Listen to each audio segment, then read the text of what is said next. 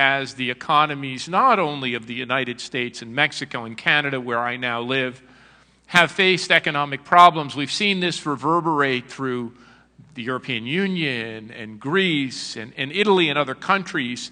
We've seen a jobs crisis. And certainly in the debates for the election in the United States, the debate over how to stimulate or grow economies.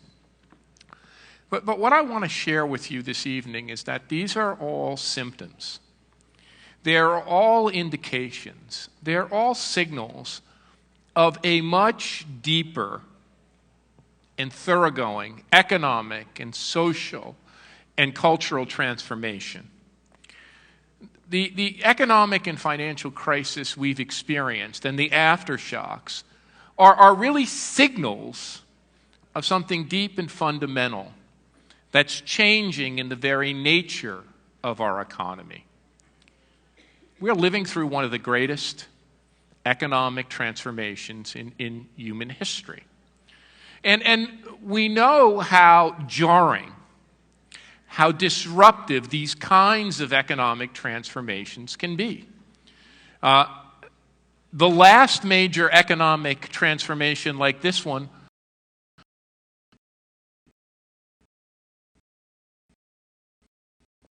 of industrial production. Over this time, we began slowly but surely to cultivate a new or to highlight an additional factor of production. I will argue to you, I will submit that it's the single most important factor of production. It's the key factor of production. And other peoples have talked about this kind of shift that was going on in the world economy. Beginning in the 1950s, economists and sociologists, thinkers and social theorists began to point to the rise of a different kind of economy. They noted that our economy was shifting from manufacturing to services.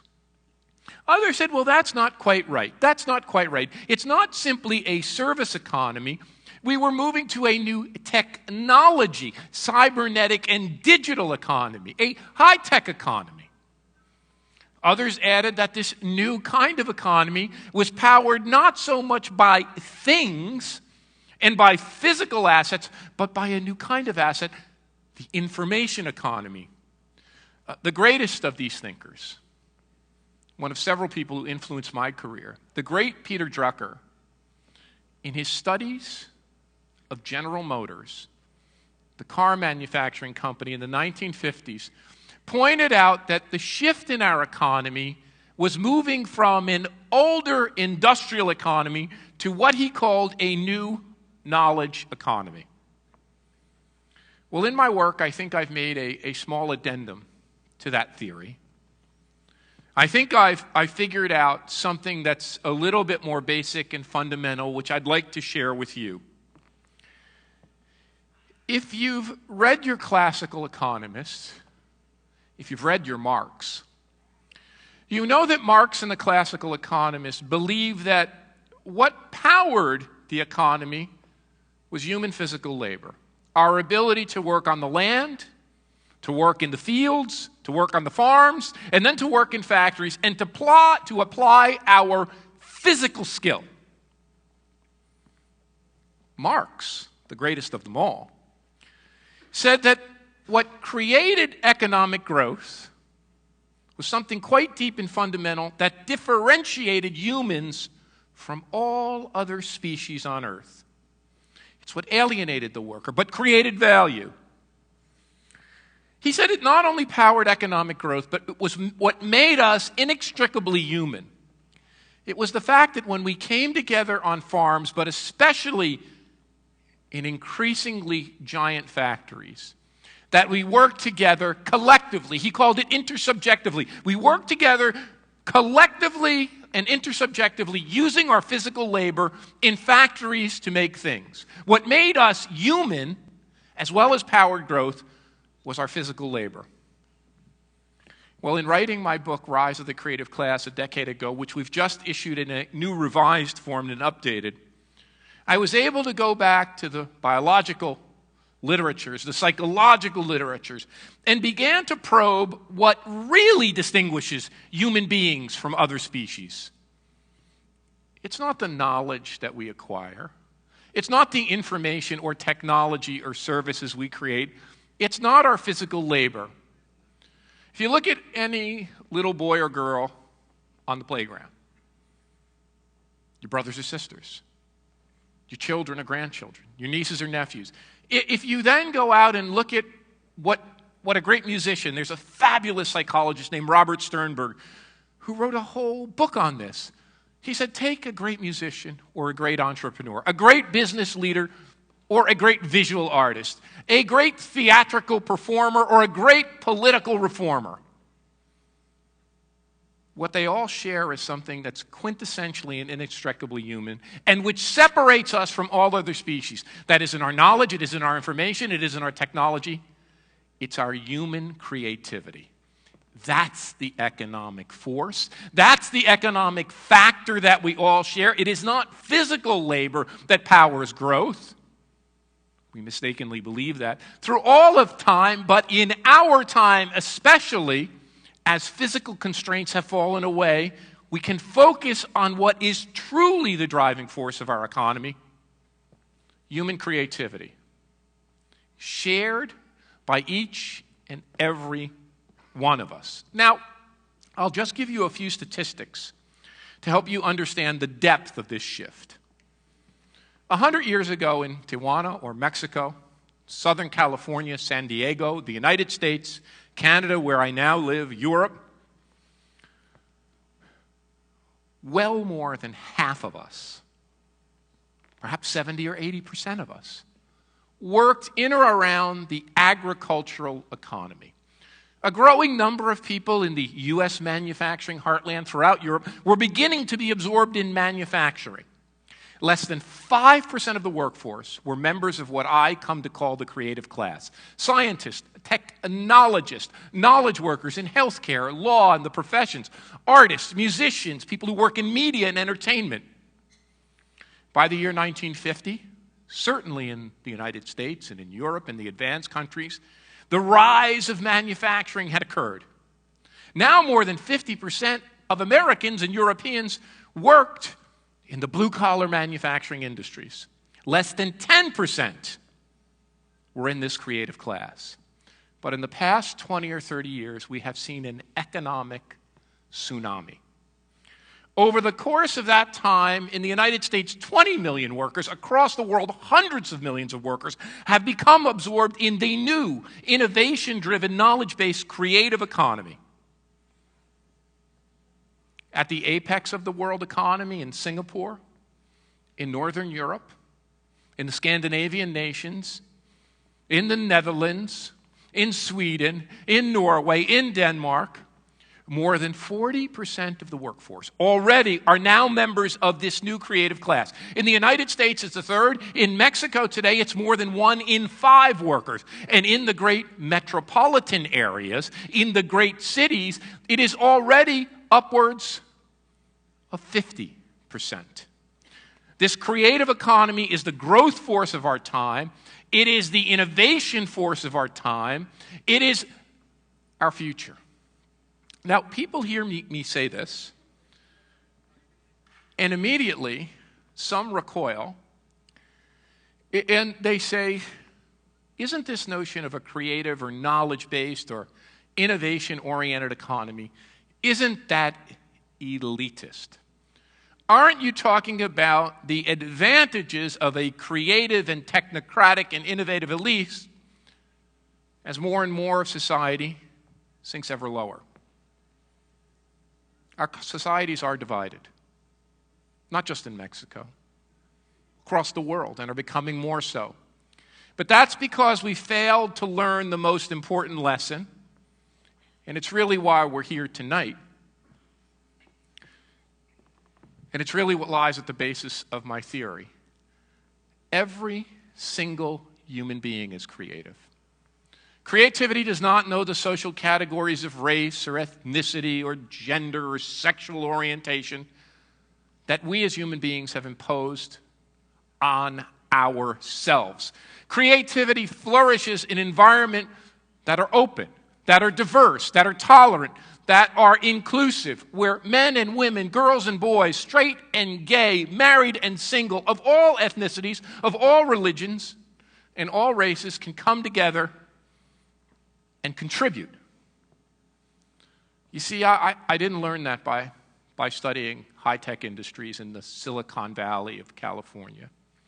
I didn't learn that by studying the music scenes of great cities. I didn't learn that by understanding artistic creativity. I learned that by studying factories. That's where I first saw this unleashing of creativity. Not in the cultural scene, not in the diversity scene, not in the artistic scene, but in factories.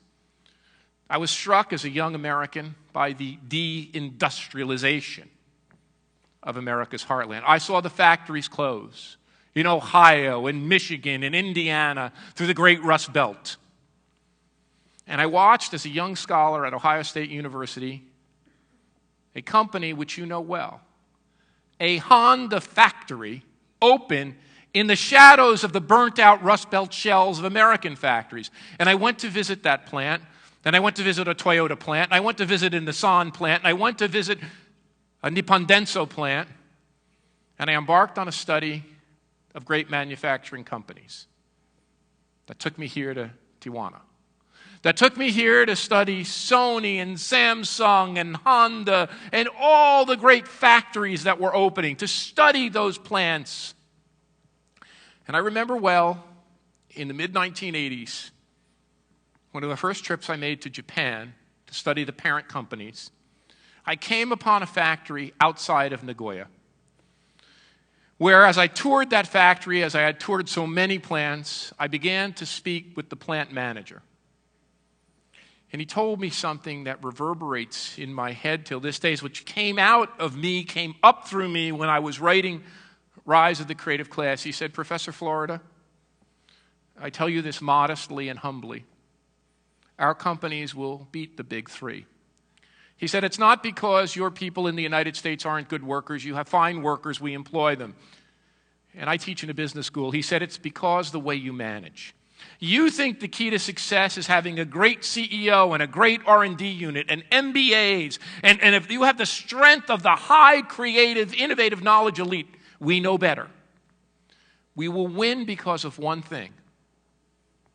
We will harness the collective intelligence of the men and women who work in our factories, and not only in our factory, but all throughout our suppliers. It's by harnessing that collective intelligence, that collective innovation of thousands of people, incrementally and in a small way, that will power innovation." And then I recalled how I first learned this. I learned this from my father. My father's name was Louis Florida. He was born in 1921, the son of immigrants from the poorest regions of southern Italy. My grandparents had no formal education. My father did embark on schooling. He made it as far as the 7th grade. He was a child of the Depression. On the day he turned 13 and could collect working papers, he asked his teacher to excuse him. He put his books down on his desk.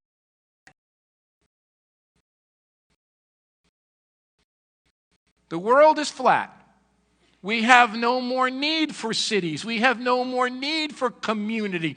We can plug and play from anywhere. Well, surely, Tom Friedman has an important point to make. That for the most basic kinds of manufacturing activity, for the most standardized and rudimentary kinds of services, that stuff can be moved around on a whim. It can be moved from the Rust Belt to the Sun Belt to Mexico to China in a flash. But for the things that create enduring value, for the things that build robust economies, for the things that stimulate innovation, the world isn't flat at all. In fact, the world is increasingly concentrated and clustered. I will submit to you that as creativity has replaced physical labor as the driving force of economic growth,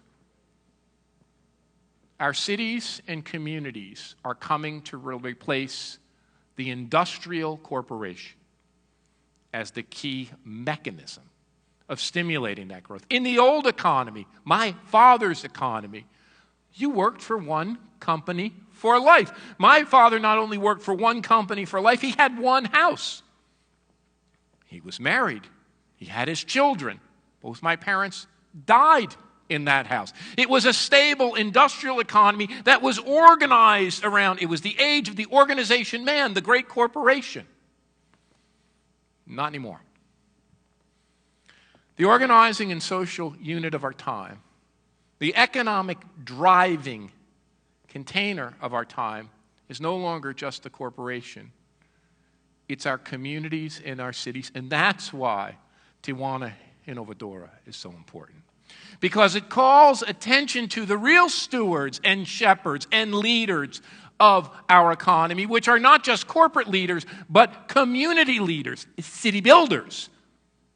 It's cities and communities themselves. Well, I can tell you the statistics on how spiky this world is. The world isn't flat. The world, in truth, is spiky. In order to get a handle on this, because it's hard to compare data on Mexico and the United States and Canada and Europe, never mind Asia, we did a very simple exercise at my research unit. We took the satellite images of the world at night, and we developed computer programs. We developed computer programs to collate and organize that information as that light energy is emitted to develop estimates of the real world economy. You know, there's roughly 200 nations that cover the Earth's surface. Roughly 200 nations.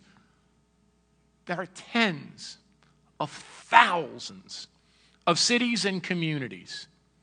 But what we found when we extracted that data is that the real world economy was increasingly concentrated and clustered. We called them the great mega-regions. The great mega-regions that orient the world economy, and we discovered that of the 200 nations on Earth, there are 40 mega-regions. 40 of these mega-regions that are the dynamos driving economic progress. These 40 mega-regions, which house less than 18% of the Earth's population, produce 2/3 of our economic output and 9 in 10 of our innovations. The area of Greater Tokyo, the area of Greater London, Greater Moscow, the Boston-Washington corridor, the Chicago to Detroit to Pittsburgh axis. In China, it's the Shanghai-Beijing corridor. In India, it's the area from Mumbai to Bangalore. In Brazil and Latin America, it's the Sao Paulo-Rio axis. We are sitting in one of the greatest and most propulsive mega-regions on the face of the earth. It runs from this area around Tijuana up through San Diego and to LA. More than 20 million people and nearly $1 billion in economic activity. You have the great capacity, the great ability, the unique economic positioning to be amongst one of the world's 10 largest and most propulsive mega-regions. But it goes even further than this. Your city, your community, this place is your real economic source of advantage, and its people. And the person who figured this out wasn't me. I mentioned the great Peter Drucker.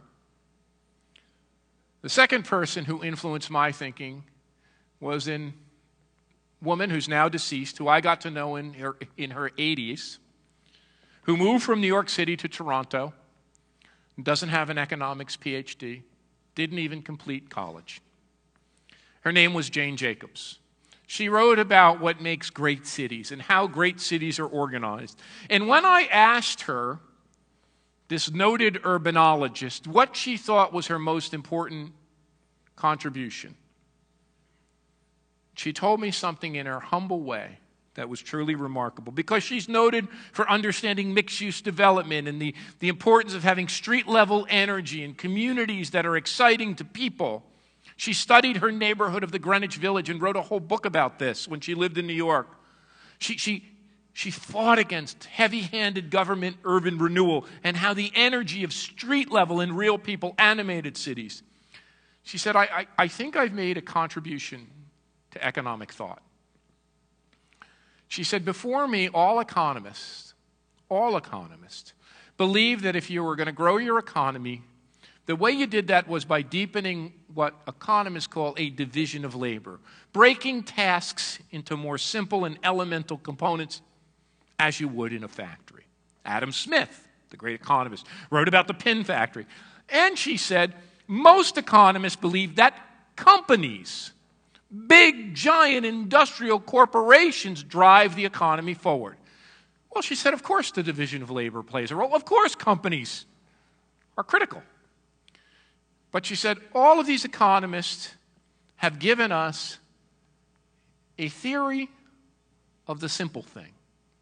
How to make an existing product or technology or economic activity, how to make it more efficient. She said, they don't tell us where innovation comes from. All of the economists before have a theory of efficiency, and if you read their paradigm, you know she's right. They have a theory of efficiency, not of innovation. She said, if you want to really understand where innovation comes from, if you really want to understand where new technology comes from, if you really want to understand where new ideas come from, if you really want to understand where new companies and new industries come from, these things that Joseph Schumpeter credited with great entrepreneurs and these bursts of entrepreneurial activity, he called the gales of creative destruction. Schumpeter, as he raged against the massive bureaucratic corporation that was socializing and damping down innovation and heralding the great individual entrepreneur, Jane Jacobs said it's not the great entrepreneur at all. If you want to understand where innovation comes from, no, she said, innovation requires cities. It's not just that innovation comes from cities. Innovation requires cities. It is cities, it is communities, it is the places we live where we come together and we join together, where we rub shoulders with one another, where we begin to work together and form little organizations and community groups and little companies, where we begin to combine and recombine our skills. When Stephen Jobs was asked what makes Silicon Valley great, he didn't know Jane Jacobs. But what did he say? What makes Silicon Valley great is not the companies, it's the ability of the people of Silicon Valley, innovators, venture capitalists, entrepreneurs, to combine and recombine. The odds aren't great. 1 in 100 of those companies will be a massive success. But out of that constant combining and recombining comes the new ideas. Every innovation, every new idea in Silicon Valley spawns a new enterprise. When Jack White of the White Stripes, when they asked him what creates a great music scene, he said the same thing. He said what makes a great music scene wherever it would be. In Detroit, his city, in Seattle, in San Francisco, right here in Tijuana with the electronic music outpouring that's happening. He said it's the ability of musicians to combine and recombine, to combine with technologists, to find new designs and new sounds, to find new images, out of which 1 or 2 acts become successful. Cities are combination machines. And when Robert Lucas accepted his Nobel Prize, he called attention to Jane Jacobs. And he said even though she didn't have a degree, even though she didn't have a PhD, it was her work on the spillovers, on the assets, on the capacities, on the growth that comes from human beings co-locating in cities. You know what? Right now, people criticize Jane Jacobs. They thought she didn't understand where growth comes from. The most recent anthropological and archaeological work confirms it is not only cities today that are the locus of innovation. If we look at the birth of human civilization itself, if we look at the earliest societies, our advances in rudimentary tool-making and in early and primitive arts come from our densest, nascent little tiny emergent cities of ancient times. You see, it's the combination of human creativity and cities which is the great growth force. And that means something quite profound for you and your work as you move forward in this community. It means that not only attracting great companies, it means that not only leveraging foreign investment, which has been an important tool, it means that not only investing in innovation and R&D and incubation, it means cultivating and building a city which can leverage the talents of every single person is key. Now, my work over the past decades has been devoted to trying to tease out what are some of these dimensions of city formation, of community and city building? What are some of the levers that you can push on to become a truly innovative and propulsively creative community? I boil this down to a simple formula. I call it the 3 T's. The 3 T's. If you look at the great innovative communities, the great creative centers across the world, they do all 3 T's, not any one, all 3 together. The first T is technology. In order to be a great creative community, you have to invest in technology. You have to invest in university research and development. And of course, you've done that here and even across the border with the great University of California at San Diego and all of the research and development assets through this great mega region. One of the greatest concentrations of technology assets in the world, right in this integrated economic unit.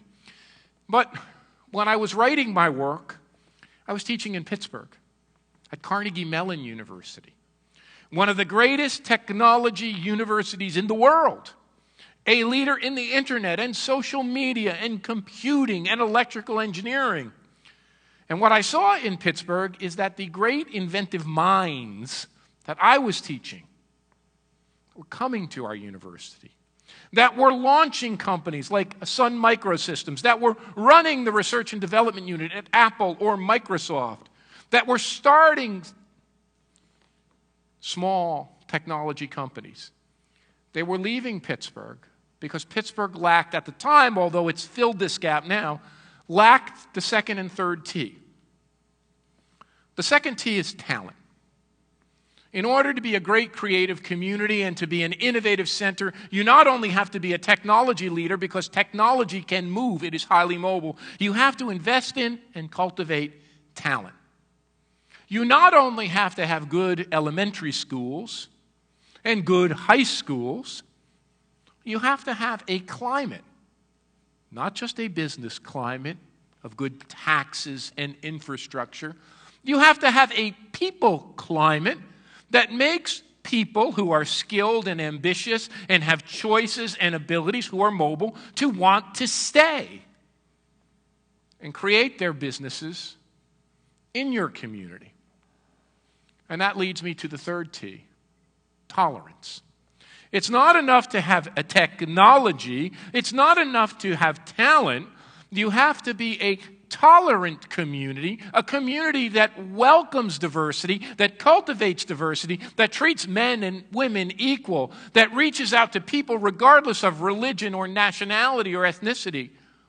You know what the secret to Silicon Valley's success is, and everybody wants to look at this and analyze it, and what did they do differently? They opened their arms to innovative people. They said if you're born in California, if you're born in New York, if you're born in Tijuana, you're born in Mexico, you're born in Canada, you're born in Russia, you're born in Taiwan, you're born in India, come on in. Come on in. And if you look at the studies that have been done, they're quite remarkable. You know, and I say this humbly to you as someone who lives in Canada now, but is American by descent. I would go through the hallways at Carnegie Mellon. I couldn't find it. There was no Smith & Jones. There were all foreign names in the computer science department. The United States couldn't run a computer industry or electrical engineering industry or biotech industry on the basis of its people. They come from foreign countries. 50% of the high-tech businesses in Silicon Valley founded by someone who wasn't born in the United States. And then, when I probed further on tolerance, oh boy, and this generated a lot of criticism, and I took a lot of heat for this. I found that places that were not only welcoming of immigrants, that not only embraced immigrants, that had larger numbers of foreign-born people, and this is why I fight the immigration battle in the United States and will continue to fight it. Not only that, but places that were open to artistic and culturally creative people. Places that had strong theater scenes. Places that had strong artistic scenes. Places in particular that had vibrant music scenes, that were seen as musically innovative. The Bay Area was an area of musical innovation far before Silicon Valley. In fact, the musical innovation stimulated the technological innovators. In Seattle, in Austin, incubators of musical creativity. And that's why the electronica scene here interests me so much. Where music scenes grow up, especially where music scenes begin to use technology, they are signals in the environment of a much deeper and embedded and highly creative ecosystem. Oh, and then the one that got me in biggest trouble. When we found that places that were open-minded with regard to sexual freedoms, with regard to the gay and lesbian community, places that were open to, not because gay and lesbian people equal growth, and I took hell for this. People said, does Florida really believe that yuppies, sophistos, trendoids, and gays really drive economic growth? And I took it every which way. But what we were arguing is that open-mindedness, that places that are open to different kinds of people and open to new ideas, there's something in the air, something in that community that allows people to take risks, that are open to new ideas. And over the course of the past decade, we identified a fourth factor. And this is a factor where you really excel. And this region of the world really excels. And in addition to being part of the mega region, in addition to being able to leverage the foreign investment, in addition to being able to take advantage of the large community you have and the activities like this one, this is one that's irreplaceable. A lot of people talk about quality of life. We simply changed the last word and called it quality of place. The key to attracting people and exciting people, in addition to the 3 T's, and the thing that glues it all together, is quality of place. And when we studied with the Gallup organization, 50, 60, 100,000 people of all walks of life, of all classes, of all ethnicities and sexual orientations, poor and rich, working class and creative class alike, what we found is something truly remarkable. And we built a pyramid. It's like the great psychologist Maslow's hierarchy of needs, which says at the bottom you need basic security to survive. But as you grow and develop, our needs get higher and higher, and we quest after meaning and fulfillment in our life. Well, we did this for communities, not just big cities, suburban areas, rural areas, exurbs, and we began to quantify what creates real emotional attachment, which really glues people to their community. And of course, just like Maslow, the psychologist, said, at the bottom you need basic opportunity. You need basic safety. You need to feel like you can make it economically and you and your family can be safe. You need schooling in elementary schools, of course. You need leadership that points you in the right direction. All of that was important. But when I hear some urbanists or so-called urbanists or so-called economists talking about, well, that's enough. Just having the basics is enough. If you have good streets and good highways and economic opportunity and good schools and good infrastructure, that's all you need. No, it's not. We learned there are 2 things that really drive the emotional attachment of people and drive a thriving creative community. Well, one I've told you about. What we found is the communities that are open-minded and tolerant, that welcome diversity, which give every single person a go, which don't have restrictions. We ask, is your place good for young people? Is it good for older people? Do poor people have a decent chance there? Do they have health care? Do they have transit? And do entrepreneurs, are they able to take risk? What happens to black people and Hispanic, all the ethnic people, new religious minorities, immigrants? The communities that every group was valued, they had much higher levels of emotional attachment and much higher levels of creativity and innovation. But it brings me to the last factor, which was the top factor. And if you don't believe me, you can go to the Soul of the Community website by the Knight Foundation and the Gallup organization to see it for yourself.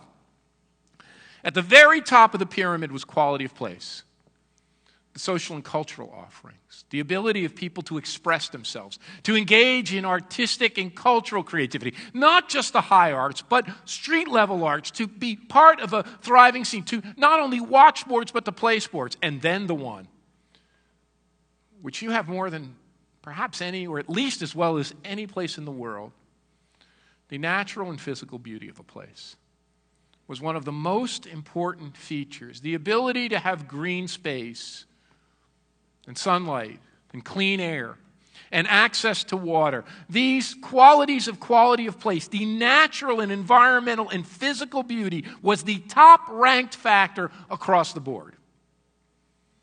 The community itself is a driver of emotional attachment, is something that creates and incubates creativity. It's something that cultivates creativity, allows us to combine and recombine. It's something we all have to cultivate together. Well, I'm a professor, which as you know, because I can see some of you are younger, recent students, current students, you know as a professor I could sit here and lecture all night long. But I want to end with a story. And the story I want to tell you, I hope, illustrates the fact that every single human being is creative. And that creativity, as much as it comes from great companies, comes from our cities and our communities themselves. It requires diversity, and we never know. We never know where the creative spark is going to come from. My God, it must have been nearly 2 decades now when I was studying those factories right here in Tijuana, when I was studying the factories in the Rust Belt of the United States, when I was making my pilgrimages to Japan, that I began to be invited to give public speeches and talk to community leaders. I hadn't written a best-selling book. I didn't do much of it, but one day I got the call and I was asked if I would come to Seattle 15 years ago, almost 20 years ago, and spend some time with the mayor and Chamber of Commerce and business leaders to talk to them about what I was finding out in my studies. And we were walking around the downtown area of Seattle. And Seattle is now a grown-up city. It's a beautiful downtown area, young people and all sorts of things going on. But then it was a typical American city with a burned-out core, homeless people everywhere, boarded up stores, and they took me to see a bookstore, and it was quite nice, and they took me to see an early Starbucks coffee shop and some art galleries, and they did have a little mixture of activity. And I remember out of the corner of my eyes, I saw a new building being built, building about the scale of this building. And I remember asking my host, well, what is that building? And of course they told me it was being built by a great architect. That architect was not as well known as he is now. I didn't even recognize his name when they told it to me at the time. It was being built by Frank Gehry. It had a very interesting curved shape to it. It was quite beautiful, even as it arose from the ground. And I said, well, why? And they said, well, we have a very successful city father here who is investing in and is paying back. And at this time, he's relative my age, a few years older, so he must have been in his 40s, early 40s. This is what this young city father was paying back, his debt to Seattle, the city of his birth. The man's name is Paul Allen. He's the co-founder of Microsoft with Bill Gates, and the third richest man in the world after Bill Gates and this Mexican guy whose name I forget. Sorry. I had to throw that in there. My wife's Jordanian, and you may get that joke too. She's here. So I was very puzzled by this. So I'm thinking, Paul Allen, co-founder of Microsoft, a great technological innovator with Bill Gates, creating this software company that at the time was the highest valued company in the world. So I'm thinking, okay, what could this be?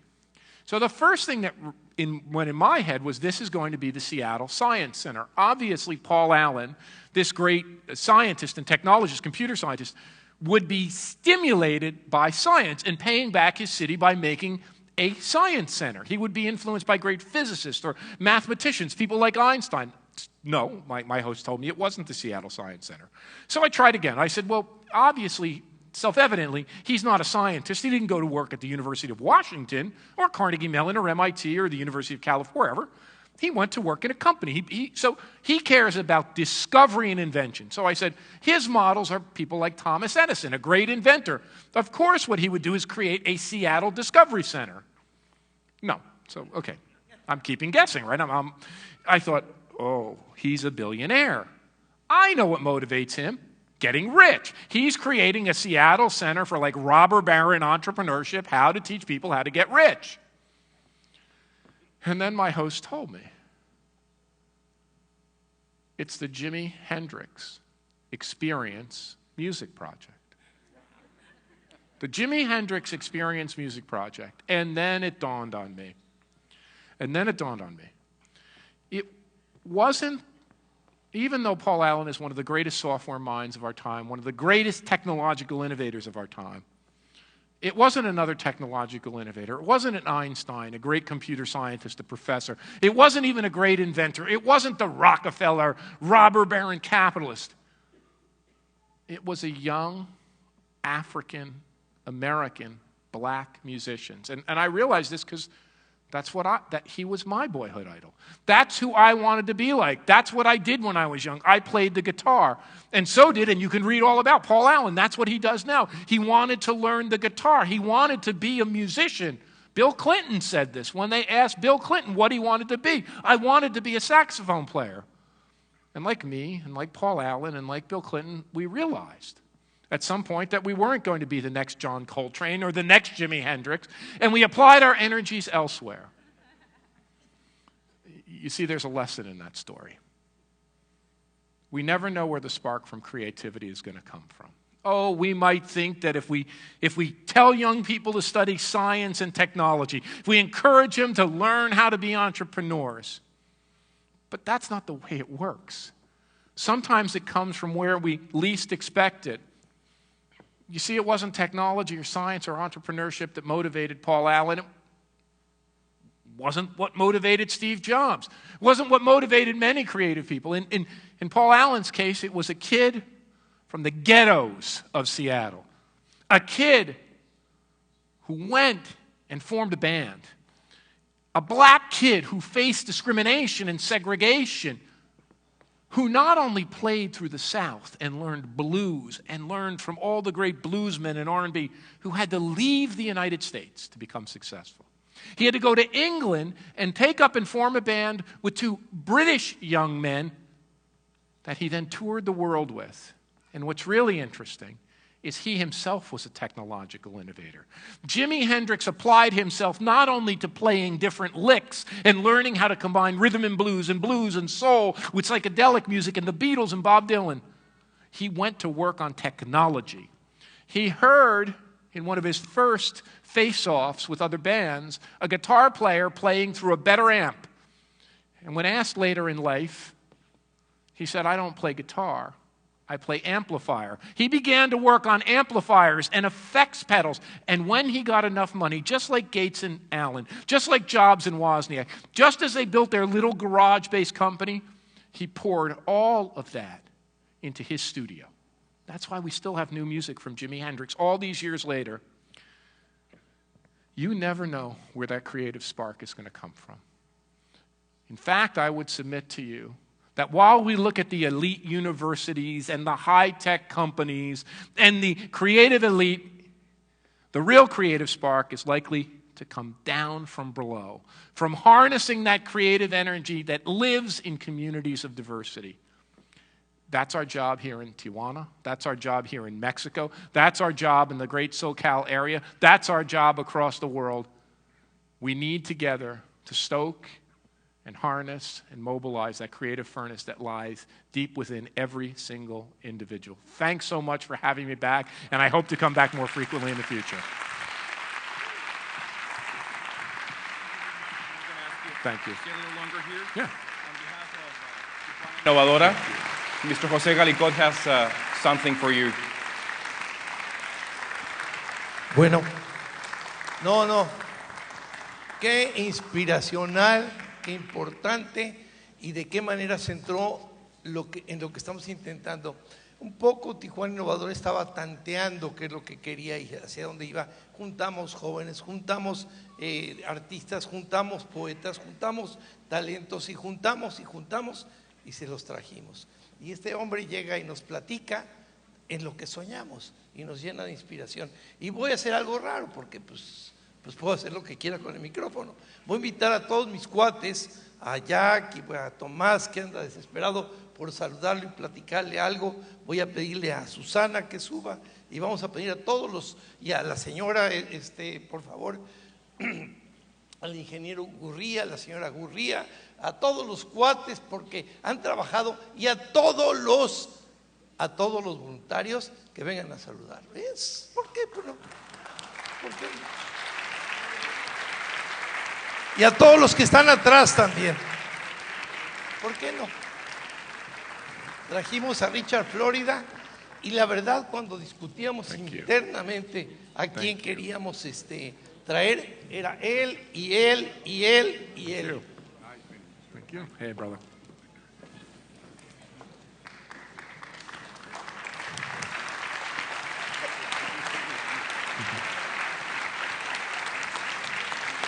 Hey, guys. Ya están los voluntarios, ¿eh?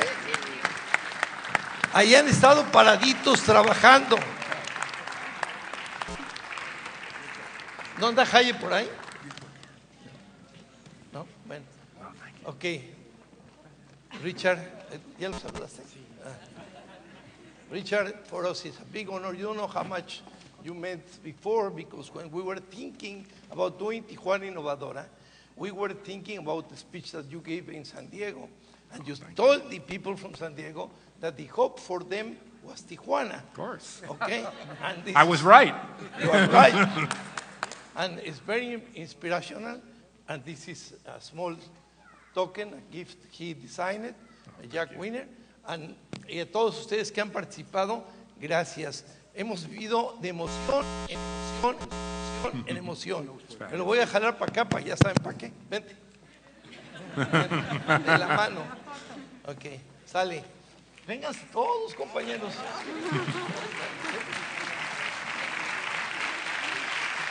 Órale, todos agárrense de las manos, vámonos. Todos. Una. Very crazy. 1, 2, 3.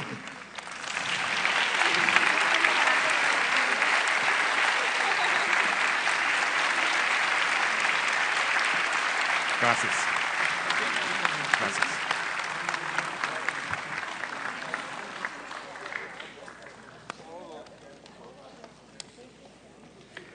No nos queda más que agradecerle de nueva cuenta al señor Richard Florida por haber estado esta noche con nosotros, por haber compartido sus conocimientos, por traernos esperanza y motivación, y a ustedes también por habernos acompañado a lo largo de este día. Recordarles que mañana viernes, penúltimo día de Tijuana Innovadora, estará dedicado a los temas de filantropía y grandeza innovadora. Muchísimas gracias, muy buenas noches. ¿Qué creen que siente ese trabajador? Lo único que siente es rabia, coraje,